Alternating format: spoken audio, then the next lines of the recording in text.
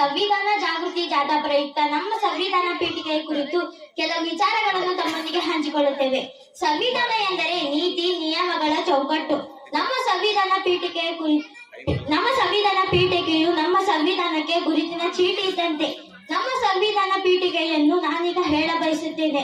ಪೀಠಿಕೆ: ಭಾರತದ ಜನತೆಯಾದ ನಾವು ಭಾರತವನ್ನು ಸಾರ್ವಭೌಮ ನಮ್ಮ ಸಂವಿಧಾನದ ಸಮರಿಯಾಗಿದೆ. ಪೀಠಿಕೆಯು ಸುಂದರವಾಗಿದೆ, ಸರಳವಾಗಿದೆ ಹಾಗೂ ಪರಿಣಾಮಕಾರಿಯಾಗಿದೆ. ಪೀಠಿಕೆಯು ಭಾರತ ಸಂವಿಧಾನದ ಫಸ್ಟ್ ಪೇಜ್ನಲ್ಲಿದೆ. ಪೀಠಿಕೆಯನ್ನು ಕಲಾತ್ಮಕವಾಗಿ ಸ್ಟೈಲಿಶ್ ಆಗಿ ಬರೆಯಲಾಗಿದೆ. ನಮ್ಮ ಪೀಠಿಕೆಗೆ ಆಧಾರ ನೆಹರೂರವರು ಮಂಡಿಸಿದ ಗೊತ್ತುವಳಿಗಳು ಅಥವಾ ಧ್ಯೇಯಗಳ ನಿರ್ಣಯಗಳು.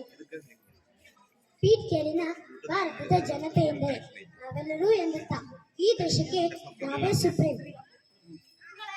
ಪೀಠಿಕೆಯಲ್ಲಿನ ಪ್ರಜಾಸತ್ತಾತ್ಮಕ ಎಂದರೆ ಭಾರತವನ್ನು ಒಂದು ಪ್ರಜಾಸತ್ತಾತ್ಮಕ ರಾಷ್ಟ್ರವನ್ನಾಗಿ ಮಾಡಬೇಕು ಎಂದರ್ಥ.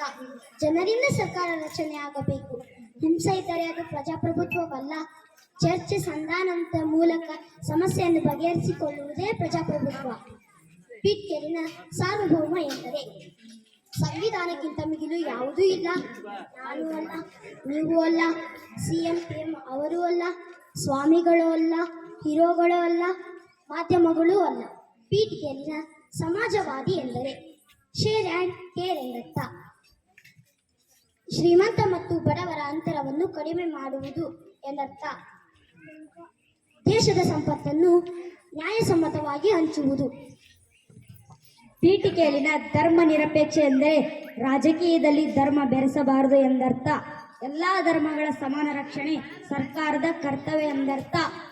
ಪೀಠಿಕೆಯಲ್ಲಿನ ಗಣರಾಜ್ಯ ಎಂದರೆ ಗಣ ಎಂದರೆ ಜನರು ಎಂದರ್ಥ. ಗಣರಾಜ್ಯ ಎಂದರೆ ಜನರ ಆಳ್ವಿಕೆ ಎಂದರ್ಥ.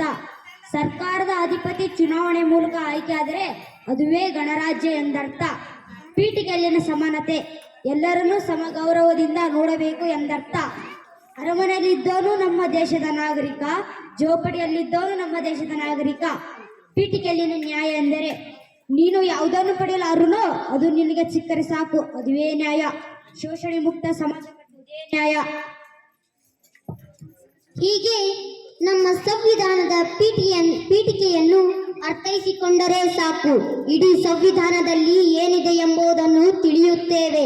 ನಮ್ಮ ಸಂವಿಧಾನದ ಶಿಲ್ಪಿ ಡಾಕ್ಟರ್ BR ಅಂಬೇಡ್ಕರ್.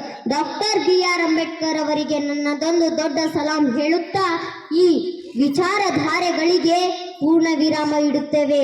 ಜೈ ಸಂವಿಧಾನ.